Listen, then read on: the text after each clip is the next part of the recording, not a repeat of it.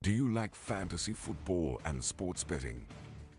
Come join us here at the Parlay Fantasy Football Podcast, where hosts Matt, Shane, and Jason talk about fantasy players, lineups, and sports betting to help you compete and win championships. And of course, some extra cash. Let's jump right into the show.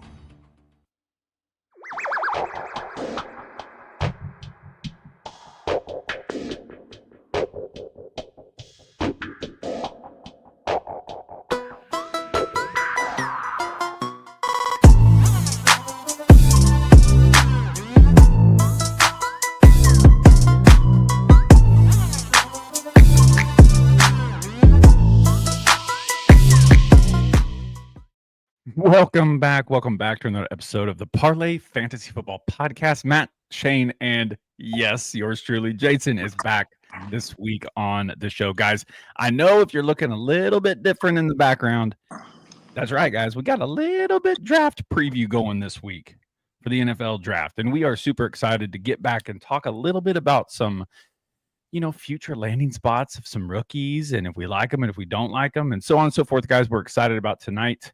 Shane and Jason, how are you guys doing?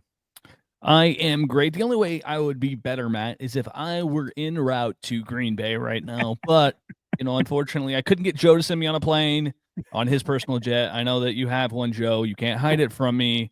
What's up, Jamie? It is nice to have you here with us talking about the draft. It's some of my favorite part because I love doing the draft process.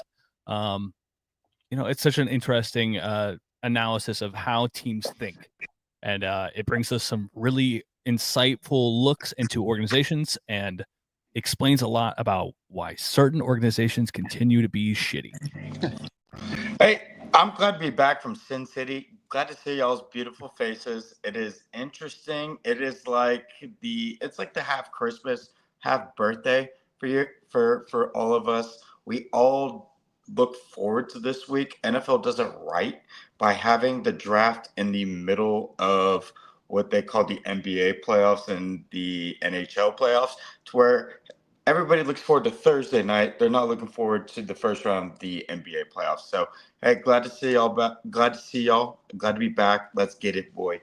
Yeah, so this week, guys, like I said, we're going to do a little bit of draft preview. We're going to talk about some skill position players and where we think they should land in accordance to some others that have compared them to mock drafts where they think they're going to land. Because let's face it, guys, every single year we see thousands or hundreds of mock drafts, and it never goes exactly like the way we all think it is. So there's always going to be some surprises. So we're just going to talk a little bit about that tonight. And then I think Shane and Jason at the end of the episode are going to give you guys some bets for this upcoming week. Shane, do you want to elaborate, or you just want to surprise people? Well, yeah, I definitely want to surprise people, but I will say no one knows what's going to happen except for Sean Kerner and like Peter Schrager and Mel Kiper. Those are like the three guys that for somehow, I don't understand how, they're onto it, and they're onto it all the time. So a lot of what they say is definitely stuff that you need to write in pen, as they say.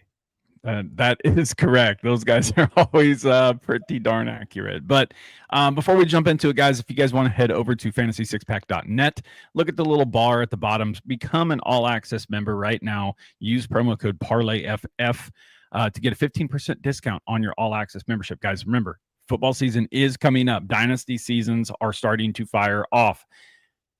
The Discord channel and community over there is so unbelievable. You guys will have a lot of answers extremely fast. So go over there and do that. Then head over to YouTube, Fantasy Six Pack. Click the subscribe button, the notification bell, so you guys can be notified when we go live like we currently are right now. If you guys want to, head on over to Apple Podcasts, Spotify. That's where the audio side of the podcast is. Look up Parlay Fantasy Football Podcast. That is our name over on the audio side of this said show. So click subscribe, follow, 5-star review, guys. It really does help out the show. So let's dive into it, boys. I think everybody is in consensus here with the Titans' first pick, Cam Ward. What do you think about that? If you've watched any of his tape, that's like the number one consensus out of everybody. We it's like 100% chance it's going to happen. But give me your takes on that. Shane, can I go first? real quick? Yeah, you 100% can, Jason. Yeah, Shane, I know has a little bit more insight on Cam Ward and whatnot. I'm not the biggest fan of him, to be completely honest. I think it's kind of a reach when you're starting with a quarterback who's gone at two different places, started out Incarnate Word, then Miami, to where it's like, hey, this guy, yes, has extreme arm talent and is an athletic quarterback. But once you get to the NFL, it's a completely different ball game, and everybody is playing at the up or on the same tier. So, and I posed this question to Shane earlier in the day. It was like, if you were given, if they were given two Hall of Famers, the Tennessee Titans, you said there's two for sure Hall of Famers in this draft, and they were at 2, 3, 4, or somewhere in that range. They were defensive players. Would you take them, or would you take Cam Ward with the upside of it? Matt, and that's a question I'm asking you. Would you take two Hall of Fame defensive players, or would you take Cam Ward for the upside where you don't know? I mean, to be honest with you, though, Jay, it all is based off of how your organization is put together as it sits currently. Right. We do know that the Tennessee Titans have notoriously been pretty decent on defense. We know what their offense looks like. It's absolute shambles. They gave Will Levis a shot, didn't work out. They gave Mason Rudolph a shot, didn't work out. He landed back with my Steelers. Boo for that. But anyhow, this team is looking for a quarterback. This offense, or this town, is striving for something to go on offense. Now, they've got Tony Pollard, they've got Calvin Ridley, they've got Chiga Conquo, Tajay Spears. Their offense is Treylon Burks, you know, their offense is at that point where you're just like, man, they seem to have a average to above average offense. They're just lacking in that quarterback presence. Right. It's not that I don't like Cam Ward. I think he is a good athlete. I think his mobility is strong. He's got a good arm, or he's got good arm talent. What's it going to translate over into the NFL? We obviously don't know, but we do know that is 95% of that they're going to take him at number one. Shane, why don't you give some 2 cents on this? Look, he's going one. Whether you agree with it or not is beside the point. I think that Cam has every opportunity to succeed, just like many a quarterback in this situation has in the past. But I wouldn't necessarily think that Tennessee, which has not had great success developing these quarterbacks, is the place you would want to land if you are a guy like Cam Ward. So while I understand that Tennessee, this is probably the correct move for their organization, and Matt, I disagree. I think Tennessee's pretty much devoid of talent on the offensive side. I think that, you know, you have to start somewhere, and you have to start pushing your chips in, and Brian Callahan's just trying to save his job. And Cam Ward's probably a quarterback that can do that. So I don't dislike the pick. It's going to be the pick. I almost guarantee it. I mean, shoot, it's minus 20,000, 2,000, Yeah. minus Yeah, 20,000 now is what the 20,000. updated link is. So yeah, he's going to be the pick. So it is what it is. The real question starts with number 2. You know, if only we did this like we did back in the day, where you could just announce it, sign the guy already, because that's the shit that should happen. Yeah, when you knew the consensus number 1. Hey, real quick, if he was in the draft last year, is he the 5th quarterback drafted? He goes with Penix. Yeah. Penix was the 3rd quarterback drafted. So he's drafted over Bo Nix? Yeah. Okay. I would say so. Yeah. Okay. Fair. He is significantly more upside than those type of guys, and I think that's one of the interesting things. What I really, Jamie was literally bringing up the thing I was getting ready to say. It was like the fact that you are looking at a team right after them that also needs a quarterback and has done, you know, interesting things at quarterback, being Cleveland, and yet they are not in a situation where they can really draft a quarterback, which is just funny. It's not the situation that you want to be in this as an organization. No. Well, who do you think goes number 2? I've got my takes here.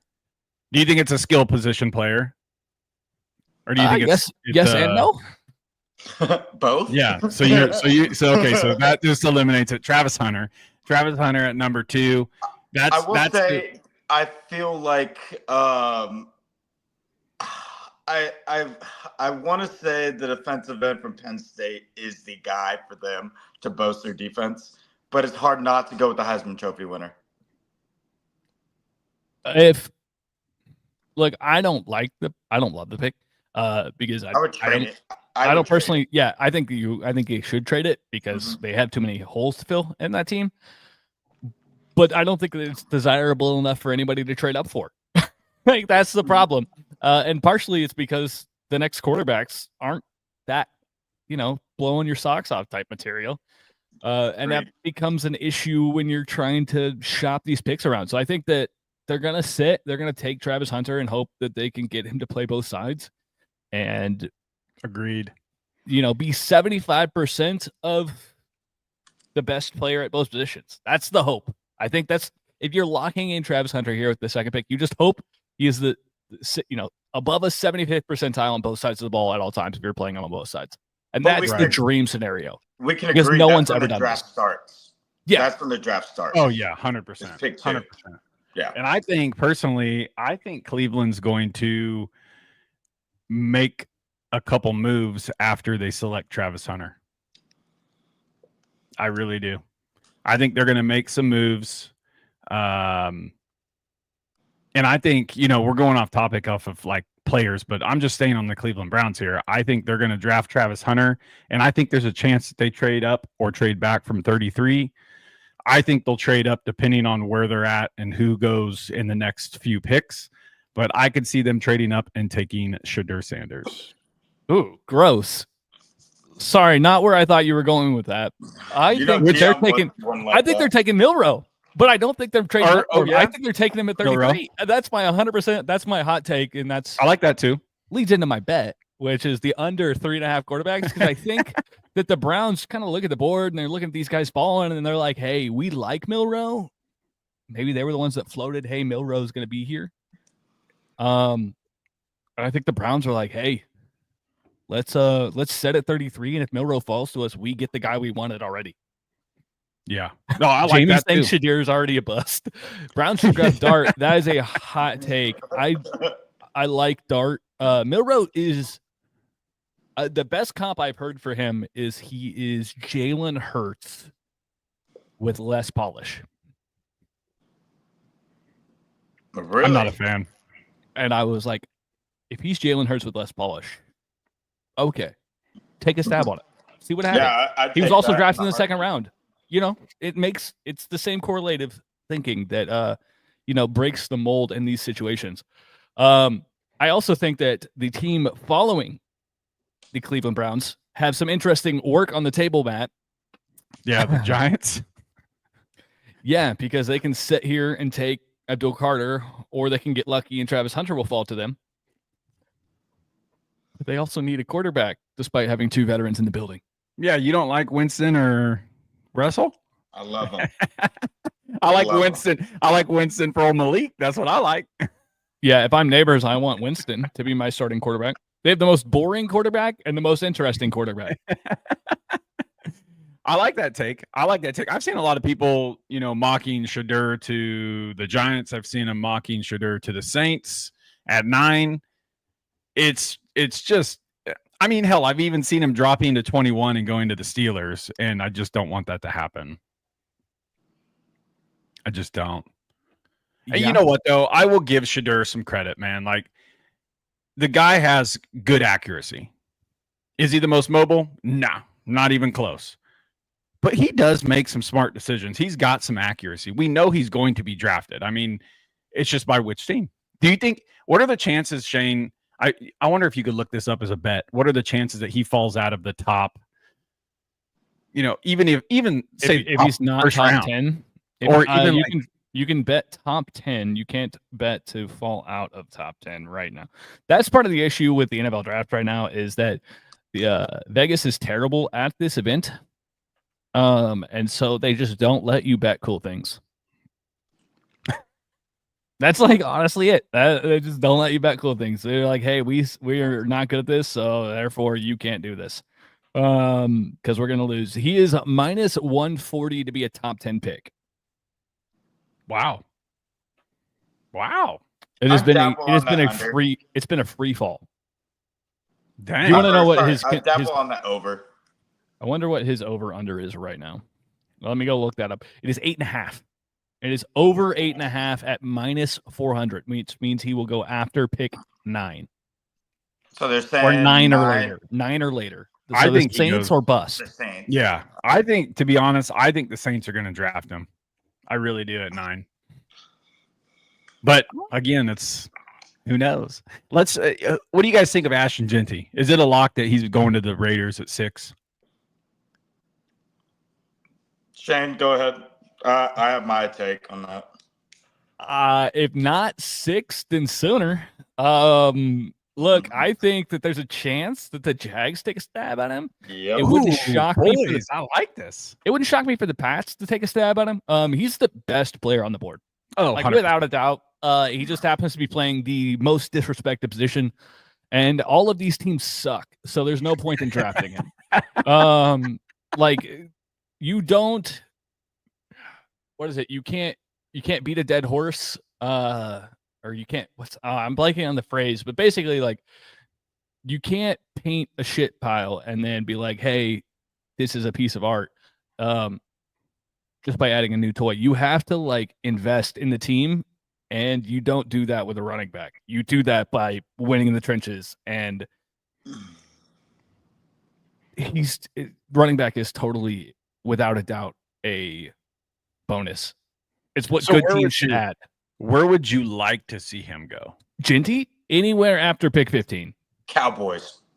Anywhere after pick 15, I would love Genty to fall. He's not Oh. going to, nor should he.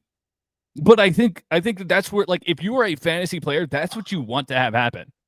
If he ends up somewhere in the back half of this draft, if he ends up with the Niners at 11, oh my gosh, I would cream my pants. Yeah. Like, if no, the Niners I- trade up and do some crazy and like trade up and take Ashton Genty, I kid you not. I don't know what I'd do, but I'd probably do a naked victory lap around my house. Yeah, I agree with you, Shane. I feel like Liam Cohen will try to make a splash, and he will step into that war room and say, "Hey, I don't want a defensive tackle right now. Draft me a running back to go along with Trevor Lawrence." We invested. I think he's getting paid top 5 money right now in the NFL, somewhere in there. To where, hey, he hasn't done anything. Let's give him something on the offensive side of the football. It's not a sexy pick drafting a defensive tackle or Or offensive tackle. which is what they need. Yeah, but at the same time, they're going to be. I think just because of what Saquon did last year, they're going to overdraft, and I hope he doesn't go there. Me being a Texans fan, but in the sake of fantasy football too. I mean, we heard the hype with Travis Etienne and whatnot. I don't think it's a good fit. You mean Trevor? Trevor Etienne? Travis Etienne. Travis. Travis. Did I say Travis? I'm messing with Yeah, I'm with about you. to say. Trevor, like, dude, Trevor's in this draft class, so that's You what got it me is. too, brother. I was like, Wait, wait a minute, what? Did I say something wrong? I was like, dude. we I was lose, like, Clemson? we lose the fun of Tank Bigsby and Travis Etienne in one fell swoop of Yeah, the but look- Jaguars deciding to do the most troll thing. Look what happened with Tank Bigsby at the end of last year. He went off. For fantasy. Yeah, no, I get it. I think that that would be a nice little spicy thing because so far you have not really heard anything about Mhm. Genty except for going to the Raiders. At least everything I've read, that's been like the big buzz. That would be awesome. I would absolutely enjoy that. I'd love to see Vegas just get a little knees shaking in their boots. Yeah. And then for fantasy after that, we've talked about Shedeur at 9. I think that they should. I think New Orleans is. I don't think Shedeur Sanders is a first round quarterback. I've been saying that the entire time. It's ridiculous that a guy who went 1-8 against ranked teams in college is getting his jersey retired, and Yeah, dude. he won 2 more games than 500. You know, Prime is going to make sure that his boy goes in the first round. I'm glad Shane said it, not me. Like I just don't kind know. of agree. Like He's not. He's like the way that Shedeur Sanders is like discussed is like he is the most average of everything. Like he has an okay arm. He has okay pocket awareness. He has okay mobility. What about that excites you as an organization to be like, we're going to build around that guy for the future? And that's what a first round pick is supposed to be. Yeah. What is his elite skill set that makes him a first round quarterback or that makes him an NFL quarterback at this point? His mouth. Go play in the UFL, my guy. You can make more money there by being a TikTok star because I just don't see it. So you want Dart over Sanders? I would take Dart over. If I am any of these organizations, if I'm a fan base and I see Dart over Sanders, I am, again, running naked victory laps if it's my team and I need a quarterback. I like Dart, man. I would rather punt. Tape. I would rather punt quarterback this year, though. If I'm being completely honest, like I would rather my team draft the best player available in what is a fantastic meat and potatoes draft than like reach on a shit quarterback and like have to redo this next year. I agree with that. But what about let's move on to a couple other players here. Tyler Warren. Yeah, Tyler Warren, stud. Yeah, the Saints should draft him and let him run quarterback for them. I mean, I have almost got, with all the hype and just all the film I've watched on Tyler Warren, I've almost got him in my top 3 tight ends for the NFL this year. He is approaching that very quickly. He is one of the most interesting talents at tight end. The greatest hope we have is that he doesn't go to the Steelers. What the hell, bro? You know who your OC is? He's just gonna. Yeah, that's true. He's gonna throw it to Darnell Washington instead. Yeah, like, that's accurate. Yeah, I don't think he falls that far. To be honest with you. Oh no, there's really not don't. if he's falling that far, I hope the Chiefs trade up and get him. But for real, I think the Saints should just go ahead and full Taysom Hill this shit and draft Tyler Warren and let him play quarterback because he played quarterback in high school. He was signed as a quarterback. Just do it. Just do it, Saints. You have nothing else to lose. Just roll it back for next year. Yeah, I like that. Land them. Correct. Yeah. Correct. The Jets don't. I think the Jets is a great land. Also, that's like plus 300, and that's pretty insane because Mel Kiper was. No, it was Todd McShay. Todd McShay was like, yeah, he's going to 7, which is that's might as well be the Bible. I feel like if he does fall out of the top 10, that's a trade up spot for somebody in the first round. Yeah, 100%. Indeed. 100%. Matt, do you mind me introducing the next player? Oh, go ahead, man. That I think should go is Tet McMillan. Look, I've been pounding the table for Tet for a while. I pounded the table for him last year. He kind of disappointed me a little bit this year, this offseason or this past season in college. A lot of it was because Arizona was just a whole lot worse than I thought they were going to be. Yeah. So he didn't get to show off like I thought, we might get to see happen. But he still is one of my favorite players in this draft. I think he's getting hella slept on. I think he'd probably be the third best wide receiver in last year's class. Who did you have before him? Who do you have before him from last year? I have him above Rome.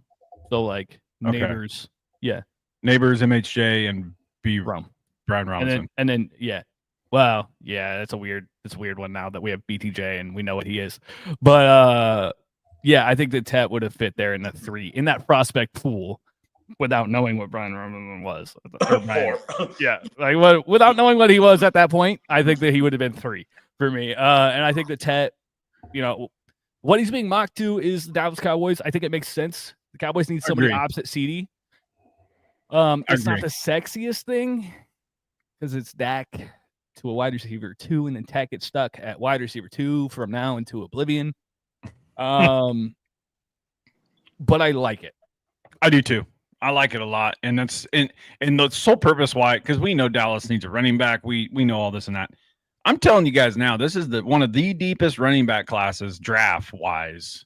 I have 6, almost 7 running backs that I feel like could produce year 1, depending on landing spots. There is that many running backs this year, and the nice thing is in the 3rd round you're going to get a running back.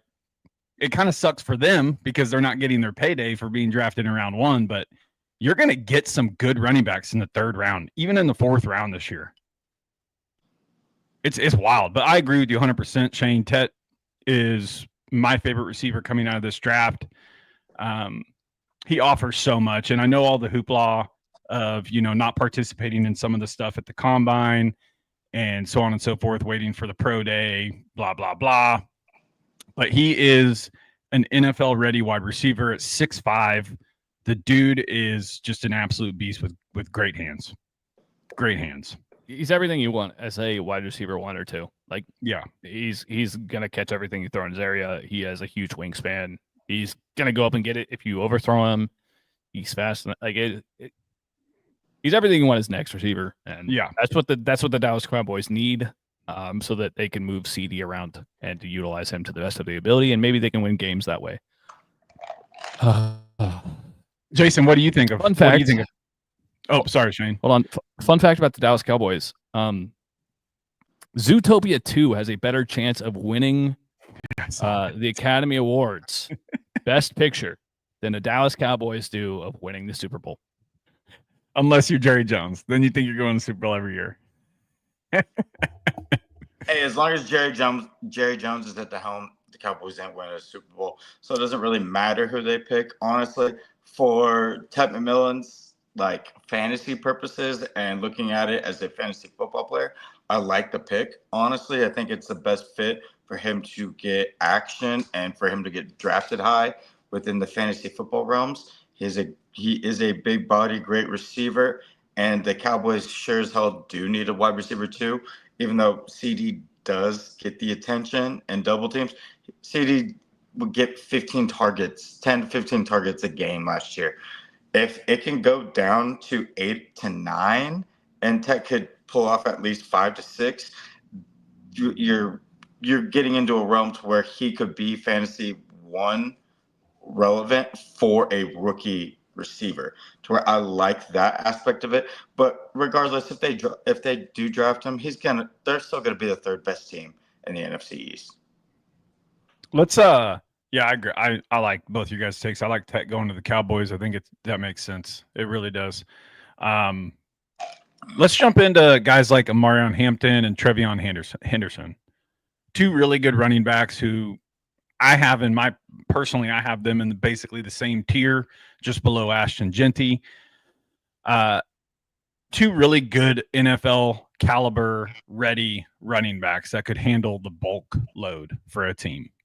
Now, where do you like them landing? I like, the Broncos are looking at a running back. I'd be okay with the Bears drafting a running back. Yeah, I think it's hysterical because it's 100%. There's a 100% rating on Amarion Hampton. He's the only person in the second half of the draft board that is 100%. Aside from the Eagles drafting Shamar Stewart, which is hysterical because Shamar Stewart's getting thrown around 20 picks earlier at times. So I just think that's hilarious. But Amarion Hampton to the Broncos is as penciled in as you could possibly expect in the second half of this draft. He is Javonte. That is what he is. He is what they wanted Javonte to be. Yeah, that's what they wanted Javonte to be. I think he could be a better version of Javonte. And I know that's ugly because I'm comparing literally a player who went to the same school and is now going to the same NFL team. But you know what? I'm sorry. It fits. So I'm not sorry at all. I think that the Bengals should take Amarion Hampton and crush everybody's hopes and dreams of having a backfield completely run by Chase Brown. Chase Brown. That's what I hope. That would suck, Shane, because I got Chase Brown in one of my leagues. Burn it to the ground. See, I like Amarion Hampton. I comp him a lot to I can't really comp him to because there's only one Adrian Peterson, but he runs like Adrian Peterson. He runs like Isaiah Pacheco. He runs angry. He's a big back. The only knock that I have on Amarion Hampton is the blocking capabilities. Trevion Henderson is way better at blocking as a running back. And he didn't get a whole lot of receiver work out of the backfield at North Carolina. Trevion Henderson proved that. in my personal opinion, I like Trevion Henderson just a smidgen better than Amarian Hampton, but it's so close that it's extremely hard to judge the difference. They're both explosive. They're both big backs. They both can fly down the field. Yeah, I think I like Amarian Hampton a lot. Wait, you have Trevion Henderson. Wait, do you have Trevion Henderson above Hampton? In my personal rankings, yes. Ooh. Because Henderson's, if you watch the college film, he's a much more complete back. He blocks extremely well, catches balls out of the backfield. I mean, I hear you, but he was never the guy. He couldn't even handle a full work. That's my biggest issue with Henderson is that he was quite literally never enough. Well, that's because you had Henderson and Judkins in the backfield, and it's hard to give. They brought Judkins in, though. Right. But this last season, it was a big split between the two. So you never really got to see if Henderson was capable of doing that. If you go watch film and watch the little intricacies of playing in the running back position, Henderson as a whole, a complete whole, because I'm here to tell you right now, you're never going to be a 3-down back if you can't block. I hear you. 3-down block if you can't block. I hear you. My other issue with that statement is I think that Judkins is a better running back than Trevion Henderson. Oh, no. No. I mean, hold on.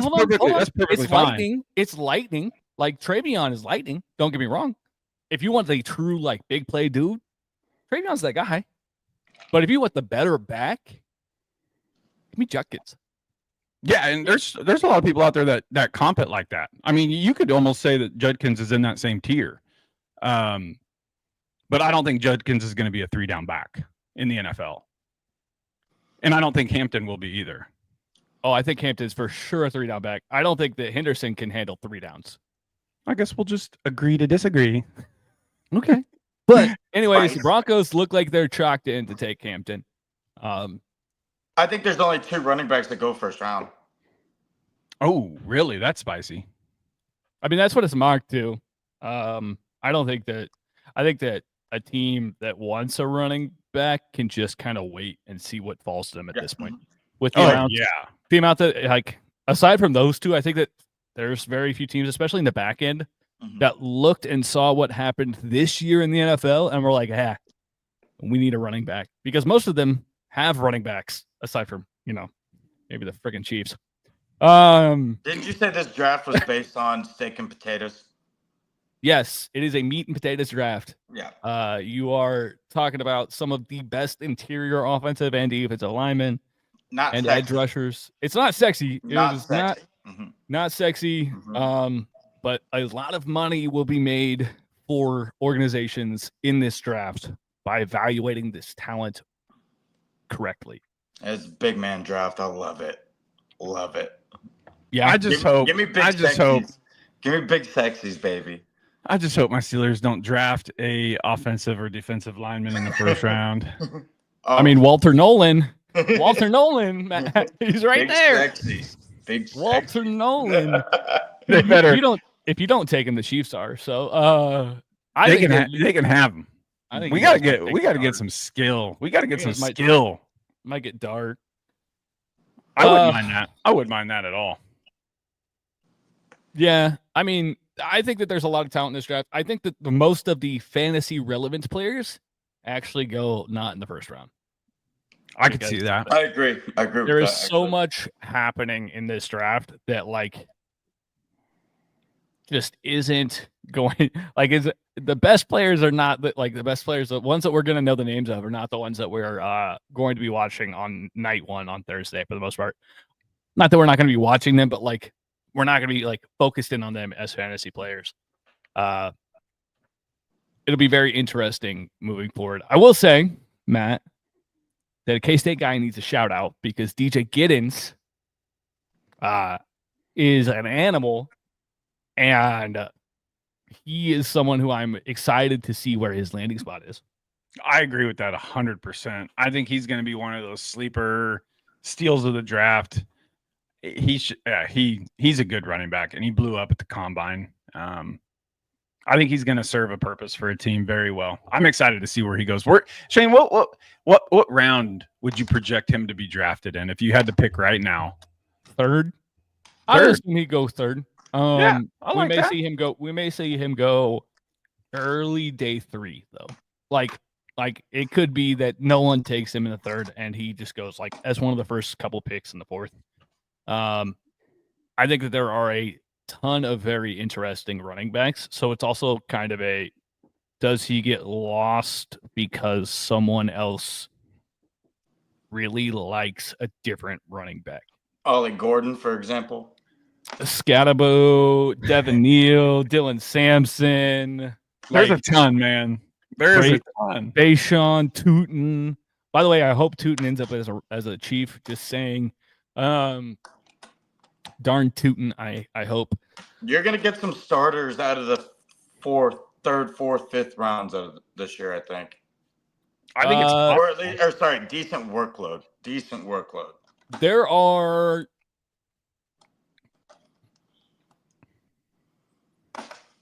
there are 12 running backs that I would trust to be my RB1 as an NFL organization in this draft. That's a lot, Shane. It's a lot, Matt.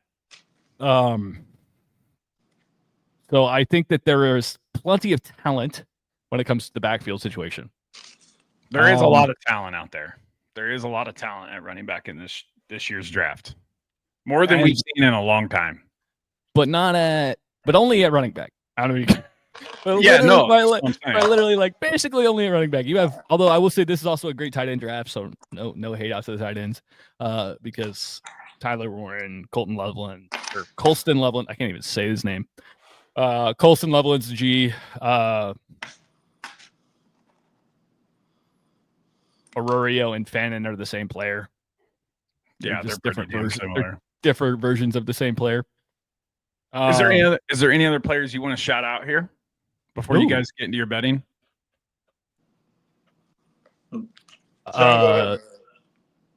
Alec Aomanor. Listen, the dude from Stanford is a G. Needs to have some respect put on his name. He's a big body. He's got good enough hands. He just has played with absolutely zero talent around him because Stanford has, the Big 12 decided to basically dissolve. And so he was stuck at a university going for a fantastic degree that he decided to stay and get. However, that cost him some serious hype because, he's a big man. He don't run fast. So his 40 time isn't going to flash on any numbers, but his hands, his point of contact, how he attacks a football at the catch point are all impressive. So I like Alec a little more than most people. Because you're a Travis Kelce fan, dude. That just screams. Well, Alec is a wide receiver, though, Jason.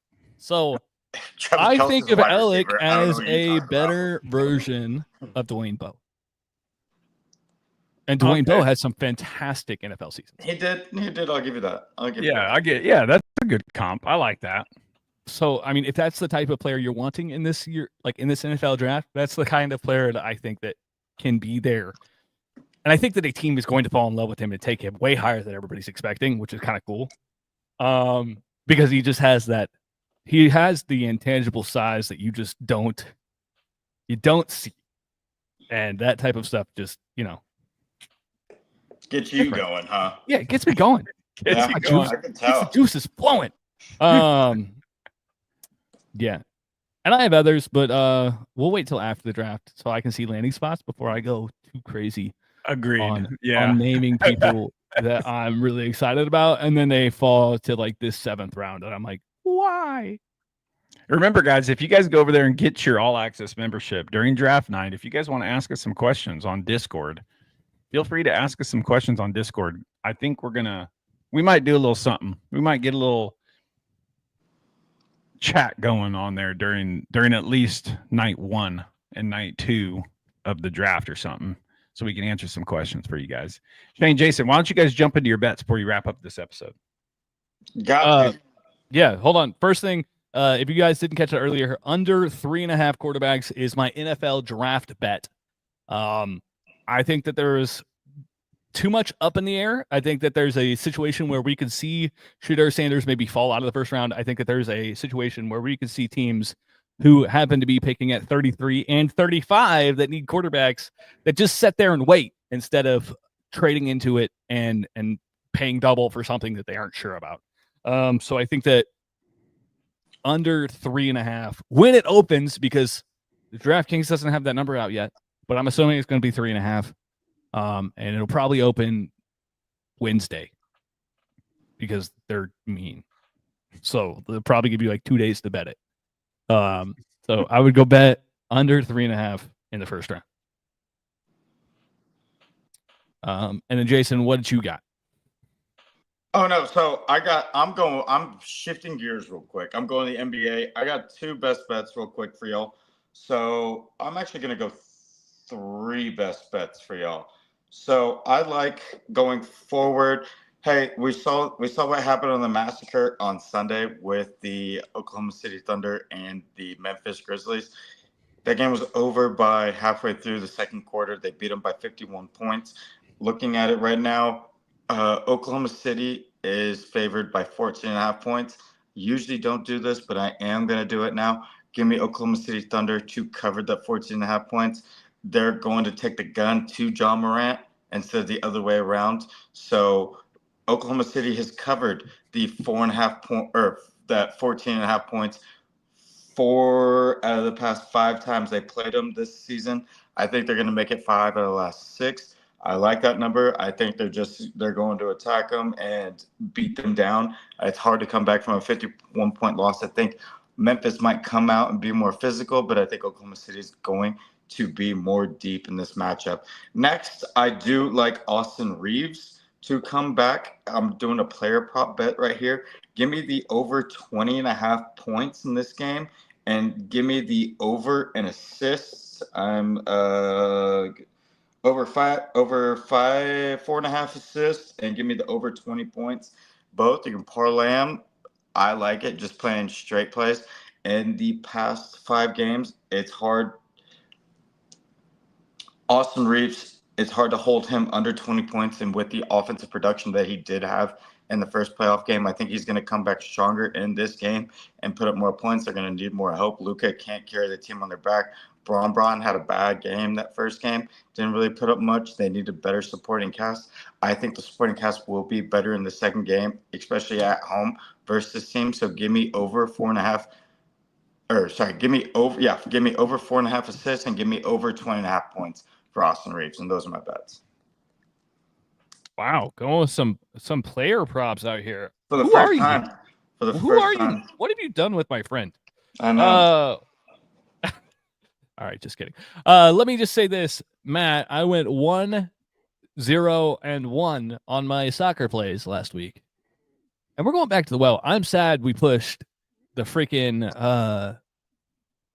the biggest one, which was the Western Conference. Vancouver Whitecaps literally just couldn't scratch a goal across. They were dominating the game, just couldn't get the goal across. They actually lost the expected goal differential, which is insane. They just played like absolute shit. So it was great to watch. But you got your money back because it was, win or no bet. So you got your money back. So I'm sorry that I rented out your money for a little bit. That's on me. That's all good. I like it. But the same game parlay, Orlando City and both teams to score did hit. That was plus 200. So if you followed both bets, Matt, you still walked away with 1.5 units in your pocket. So we're going to go ahead and do another same game parlay. And it is Charlotte FC, which is on an absolute tear. They are playing at home versus the New England Revolution. Oh, Matt. Look, Charlotte is dominant because of one player, and it's their striker. They have 16 goals for this year in the 9 games played. They have given up 7 goals. New England has scored 6 goals, and they've given up a measly 7 goals. So a staunch defense with no offense versus an offense with staunch defense. I'm expecting a very low-scoring game. Give me Charlotte on the money line, and I'm tagging them with the both teams to score no. Because what do we expect? We don't expect New England to score because they can't score. They've shown it all year. That is plus 204. for Charlotte to win and no. And then I have another play, Matt. It is also soccer. And it is Columbus. They take on a lousy side this week in San Jose, who just got absolutely mollywopped by Sporting Kansas City. San Jose allowed 5 goals. You think, what? 5? 5 to Sporting? And now you have to travel up to Ohio, where you don't even want to be because you're from California. Bro, I'm sorry. Your tour of the Midwest is going to come back quiet on the Western Front. So give me Columbus on the money line straight up. It is minus 135. Yeah. Oh, it is not. It is no longer minus 135. That note is completely incorrect. It is now minus 210. That note was from earlier. I am sorry. Yeah, that's rough. Minus 210 San Jose. Okay. I'm rethinking on the fly here. I think you need one more for the listeners. Yeah, I got one. I have another one in my pocket. I was actually going to play both these together, and it was going to be a really sexy number. But since that number, minus 210, is unplayable in my book, we're going to take New York Red Bulls straight up versus Montreal because Montreal cannot get me twice, Matt. Listen, Canada, you're going home without a win, and not with a point this time. You're just going home pointless. Sorry. Hey there, bud. Go home. Score some goals, Montreal. That's what I want. Put up some goals, and then I'll respect you a little bit. But till you do that, it's not happening. Love it. So New York on the money line is minus 135. And it's at home. New York should do enough to take home the cup. Well, the cup. Take home the points in that matchup. It's not a absolutely. Love it. I actually just took both your guys' bets. Just put them both in. Well, I took your Charlotte, Shane, and your Charlotte one and Jason's parlay for the Lakers. I'm putting them in. So go and head over to your books, guys, and put them in. Okay. You want to win some dough? You want to win some quiche? Go take these bets. All right. And remember, head over to Fantasy Six Pack and become an all-access member, guys, so you guys can see all the bets that these boys put in throughout the offseason. And I put in a few for golf. And once football season starts, we go ham. We go hard at it again. So remember to head over there, get your all-access membership. Remember, Spotify, Apple Podcasts. Head over to Parlay Fantasy Football Podcast. Give us a subscribe, follow, 5-star review. It helps the show. And right here on YouTube, Fantasy Six Pack. Subscribe and like. And with that being said, guys, that's going to wrap up this week's show. All right. Again, draft is coming up. Get in on that action. If you guys want to ask us any questions, fire away. Ask us any questions you guys want. That being said, Shane and Jason, y'all know what to do. Jackson Dart, please get drafted before Shadur Sanders. It's one of the most wonderful times of the year. You're either going to love or hate your team. There's no in between. And I wasn't on the episode last week. Shout out Rory. Finally got it done. And shout out Justin Thomas. What a beautiful playoff birdie right there. Love it. That's right, guys. That being said, we love you guys to the moon and back. Until next episode, peace out.